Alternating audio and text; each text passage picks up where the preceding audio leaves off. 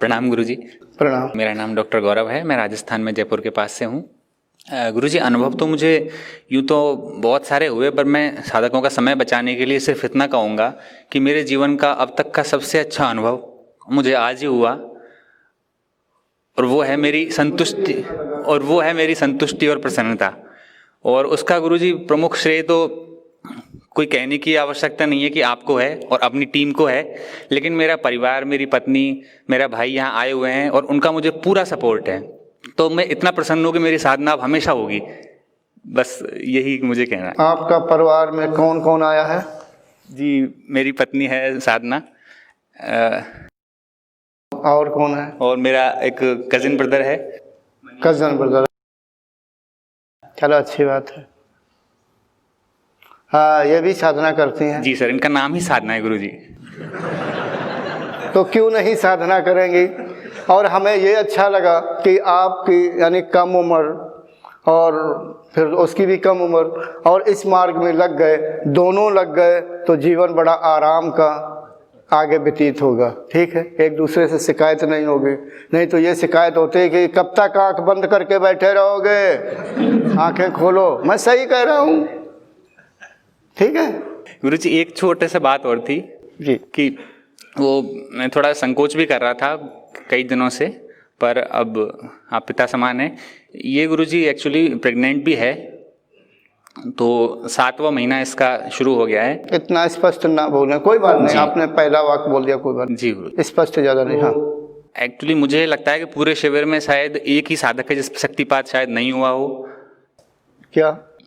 पूरे शिविर में शायद एक साधक अभी भी ऐसा है जिस पे शक्तिपात नहीं हुआ है। अच्छा, इतनी गूढ़ बात मार दी। क्योंकि गुरुजी आपने पहले भी कहा था कि ऐसा हो सकता है, मगर अब तक ऐसा नहीं किया गया है। क्या ऐसा हुआ हो? मतलब गर्भस्थ शिशु पे शक्तिपात। वैसे मुझे याद है कि नहीं, शायद मैंने किताब में इस विषय पर लिखा है कि नहीं, मैं वीडियो में शायद कहीं किस वीडियो में बोला, मुझे नहीं मालूम। इस विषय पर बोला हुआ है कि जब जीवात्मा जन्म ग्रहण करने के लिए माँ के गर्भ में आती है, तो एक निश्चित अवस्था तक माँ के शरीर के चारों ओर विद्यमान रहती है, इधर उधर यानी नज़दीक, क्योंकि अभी उसे अपने शरीर में प्रवेश करने के लिए उचित व्यवस्था नहीं हुई, अर्थात पूर्ण रूप से वो शरीर विकसित नहीं हुआ। लगभग 6 माह पर वो क्रिया होती है, मतलब अंदर जीवात्मा, जो मैंने जाना प्रैक्टिकल के द्वारा, ऐसा नहीं कि सुना, जाना, वो प्रवेश करती है।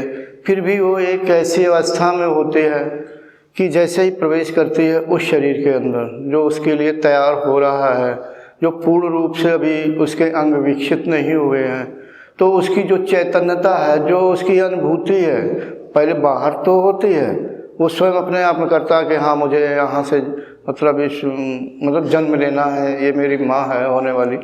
लेकिन जब वो अपने शरीर में प्रवेश कर जाता तो वो भूल जाता है, उसे भान नहीं रहता है। ठीक है, तो कहने का मतलब वहाँ पर ये विषय नहीं है हमारा बनता हो, ना ही कभी मैंने ऐसा प्रैक्टिकल किया। आपने प्रश्न कर दिया, ऐसा आपने बताया, प्रश्न नहीं किया, आपने बताया, तो मैं थोड़ा और बता दूँ। मैं अक्सर जब इधर 91 अपने आश्रम यानी माता जी के आश्रम में, जहाँ से 300 किलोमीटर दूर, वहाँ कठोरता के साधना कर रहा था, तो मैंने ढेरों प्रैक्टिकल किए, ऐसे प्रैक्टिकल किए कि स्पष्ट करना उचित नहीं है।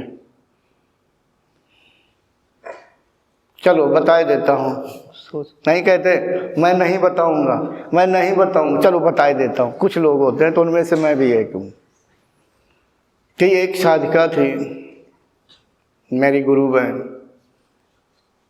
हमारे गुरु भाई लोग यहीं बैठे हुए हैं, गुरु भाई, तो इसलिए मैं घुमा फिरा के गोल मोल कह रहूँगा, मैंने बोलूँगा।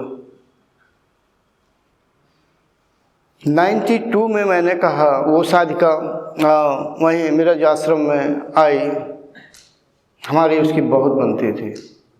आई, पूछ आनंद भैया कैसे हो, आजकल आपकी बड़ी साधना अच्छी चलती है। मैंने कि किसने कहा, यानी आपस में प्रेम में सब एक दूसरे को अपनी योग्यता के अनुसार यानी कैसी साधना क्या है आदान प्रदान करते ही रहते हैं। मैंने कहा अच्छी है। Thanks for watching.